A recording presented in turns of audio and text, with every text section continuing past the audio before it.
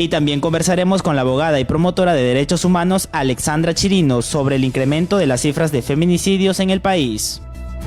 Solo por Intuitiva TV. Vamos a continuar con más información.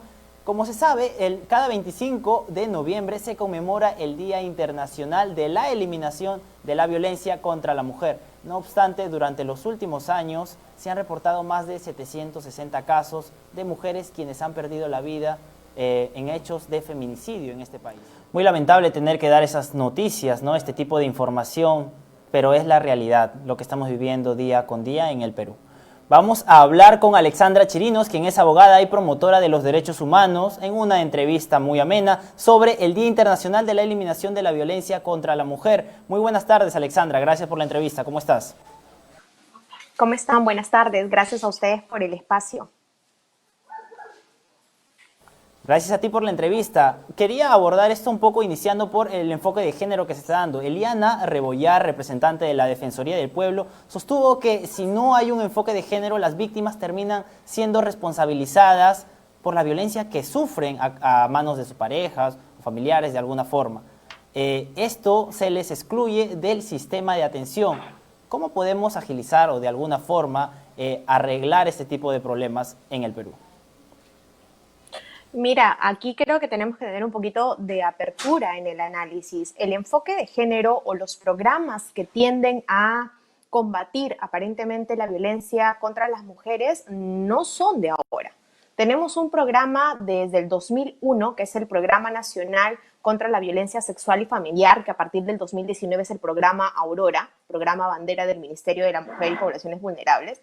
Desde el 2001 se viene trabajando en esta lucha con el enfoque de género, pero los resultados no han sido alentadores. Y eso creo que debe ser más bien una señal de alarma para replantear si es que verdaderamente el enfoque de género sirve para efectivamente disminuir la violencia contra las mujeres, porque no están dando los resultados esperados. Y esto pasa desde mi punto de vista, y lo voy a manifestar así, quizás porque el Estado asume un activismo a través de pasacalles, pancartas, afiches, eslogans muy bonitos, que para la foto, que para la comunicación en redes sociales es muy buena, pero para el resultado real no es lo mismo. Y eso se ve, como bien lo has dicho, la cifra de casos contra las mujeres, de asesinatos a las mujeres, de violencia, va en aumento. Entonces, claramente, si nosotros analizamos y vemos el presupuesto invertido, el personal que ejecuta estas acciones no está dando el resultado esperado. Y eso quiere decir que es momento de replantear. Y yo creo que ese replantear pasa por entender que el problema de violencia es un problema estructural, es un problema multicausal y las políticas deben estar enfocadas a ser integrales desde todos los sectores: educación, salud, inclusión, para poder tener real que favorezca y proteja verdaderamente a las mujeres, a los niños y a los adolescentes, ¿no? Así es, lo que necesita el Perú, bueno, de alguna forma hemos pasado por una serie de etapas violentas a lo largo de toda la historia cultural del Perú. Sin embargo, esto como consecuencia ha traído de que nos convirtamos en una cultura bastante machista. Muchas de las acciones que se han tomado han sido un poco lentas, pero la generación nueva, los jóvenes, vienen teniendo un pensamiento bastante particular, como la participación en las marchas, como de alguna forma los comentarios bastante abiertos, bastante inclusivos de alguna forma. ¿Qué acciones se pueden tomar para que los jóvenes de alguna forma asimilen mejor este tipo de educación, de cultura principalmente, y de tener en cuenta de que la violencia contra la mujer es algo que no se puede dar en ningún caso? Sin duda alguna, el trabajar en las instituciones educativas y formar desde la etapa de educación básica regular a futuros ciudadanos responsables que entiendan que el enfoque de respeto es transversal, va a ser crucial. Que a partir de los colegios se comience a trabajar en una cultura de conciencia, de respeto, de responsabilidad y de mucha tolerancia, que es lo que se ha visto a través de las marchas, incluso que en redes sociales el ataque constante o la responsabilización por tener una opinión distinta de repente de las mayorías ha sido también cuestión de ataque. Entonces, las instituciones educativas son fundamental para poder entender que el respeto debe ser. En este caso, lamentablemente la historia, como bien lo ha señalado, ha demostrado que las mujeres por años han sido las más violentadas, vulnerables, en esta situación de abuso de poder, pero tampoco tenemos que tener mucho cuidado en no caer en lo que hemos reputado el machismo, de actuación, de minimizar a la mujer, tampoco caigamos en lo contrario, que es el feminismo como forma también de excluir o alejar al varón de la figura social, porque si no aprendemos a integrar tanto a hombre como mujer en el desarrollo de las actividades cotidianas de una sociedad, vamos a caer en lo que tanto hemos repudiado como cultura, la cultura del machismo. Entonces yo creo que aquí tanto el Estado, educadores, personas que involucran en esta lucha que debe ser de todos los ciudadanos por erradicar la violencia, en este caso en específico, conmemorando el día de hoy la violencia contra la mujer, tiene que ser importante que se hable en un lenguaje claro de respeto y de conciencia de que como ciudadanos todos tienen que trabajar en establecer un enfoque complementario, ¿no? Y eso ha sido plasmado incluso en la última política nacional con miras al 2021, en donde se ha puesto que el enfoque busca reducir las brechas de desigualdades y fomentar la igualdad de oportunidades en hombres y mujeres. Y eso es primordial.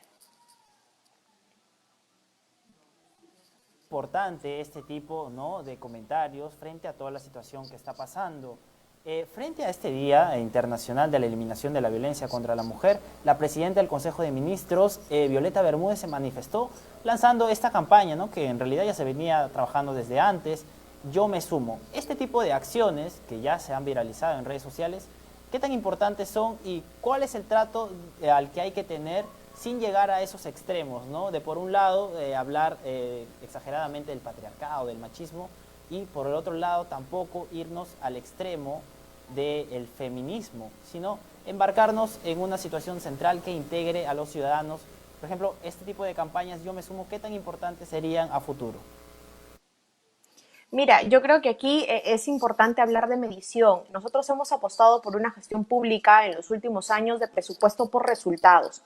Y los intentos de campañas masificadas en redes sociales sirven para generar visibilización. Y eso es importante, decir a la ciudadanía, está pasando algo, hay un problema que tú tienes que saber, ciudadano, pero si vamos un poquito más allá y analizamos, por ejemplo, eh, se gastó en mandiles rosados para generar una campaña. Y voy a tocar este tema que de repente es un poco mediático, pero si uno analiza cuál es el resultado, cuál es el impacto que tienen este tipo de campañas, hay que ver más allá del solo hecho de tener por cumplir una meta en la planeación que ejercen los ministerios, número de charlas ejecutadas, número de campañas visibilizadas, número de acciones ejecutadas. Yo iría un poco más allá, número de impacto verdadero, real en la ciudadanía. Yo creo que permiten visibilizar y es posible, pero si vamos un poco más allá, ¿qué verdaderamente se está haciendo o qué se está ejecutando para de verdad generar un impacto positivo, más aún en las personas que son violentadas, en las que son vulneradas? Exacto, es muy importante, ¿no?, que las personas que son vulneradas sientan la protección de los diferentes ministerios y entidades que nos representan. Es muy importante trabajar con eso. Sin embargo, quería hacerte una consulta más, una última consulta, sobre cuáles serían las bases en este momento que de alguna forma sirvan como cimiento para más adelante poder ejecutar acciones mucho más precisas, que tengan mucho mayor rebrote, mucho mayor consecuencia positiva en los ciudadanos frente a la eliminación de la violencia contra la mujer. Fíjate que este escenario muy complejo de pandemia ha permitido visibilizar el efecto de la violencia en un panorama distinto. Empezamos en el año con una especie de confinamiento en el que muchas de las mujeres víctimas han tenido que convivir por presión con su agresor. Entonces aquí surge la pregunta, es los canales puestos a disposición para denuncia, para atención oportuna a las mujeres, ¿responden a la realidad del país? Por ejemplo, tenemos Línea 100, Chat 100, tenemos los centros de atención de emergencia mujer que ahora se han incrementado y hay 396 y un poco más al nivel nacional. Responden a las necesidades de las mujeres, en muchos casos en los lugares donde hay violencia y viven en hacinamiento, y hacer una llamada para pedir ayuda es muchas veces tener que compartir el mismo espacio con tu agresor, no teniendo privacidad para poder hacer esa llamada y pedir la ayuda necesaria. Entonces, lo importante a través de esto va a ser el enfoque que los especialistas que toman las decisiones en el ministerio asuman toda esta realidad para ver si efectivamente el mecanismo que están poniendo a la ciudadanía, en este caso a las mujeres, para poder ejercer su derecho de defensa, cumple a las necesidades. Vamos a tener que ver también, por ejemplo, si las casas de atención o de retiro, de refugio, son efectivamente eso, de refugio y protección, porque muchas veces se ejecuta la denuncia con la nueva ley, con la 3036-4, que habilita incluso la protección y las medidas de protección ahora en un menor tiempo al anterior en este protocolo, de verdad ejercen lo que se llama medida de protección o simplemente son letra muerta y un saludo a la bandera, si no se operativiza con la protección policial oportuna, si no se operativiza con tener casas de refugio que puedan albergarlas y separarlas del núcleo de violencia, porque son en su mayoría, según el último informe de Aurora, el 70% de los casos de feminicidios en el país ha sido a manos de sus parejas. Entonces, y muchas de estas han sido denunciadas por violencia de manera anterior. O sea, no se llega a la muerte sin una denuncia previa, ya sea por maltrato, por acoso, por hostigamiento. Entonces, algo está fallando y esta estadística debe permitir replantear el enfoque. Por ejemplo, si verdaderamente el tener línea 100, el chat 100, sirven y responden a las necesidades. Además, yo creo que es oportuno a través de la tecnología, ya que estamos en Aprendo en Casa, en herramientas tecnológicas para seguir impartiendo conocimientos a las personas en el país, ya sea de rural o ciudad, particular o nacional, la educación, marcar una pauta a través de las redes sociales, a través de la radio, a través de la televisión,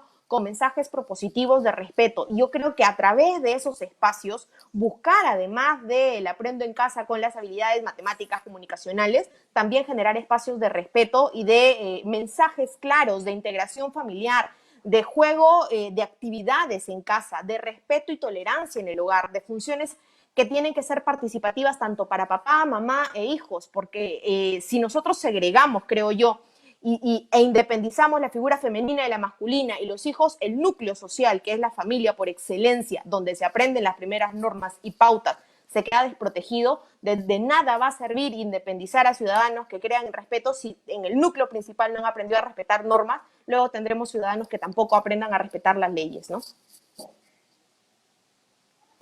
Así es, muchas gracias por esa entrevista, por aclararnos todo el panorama de lo que está sucediendo y las posibilidades que se podrían dar a futuro para de alguna forma ayudar a todo este sistema social que está teniendo, ¿no? Que tiene en las manos la gobernabilidad y que puede cambiar en un futuro.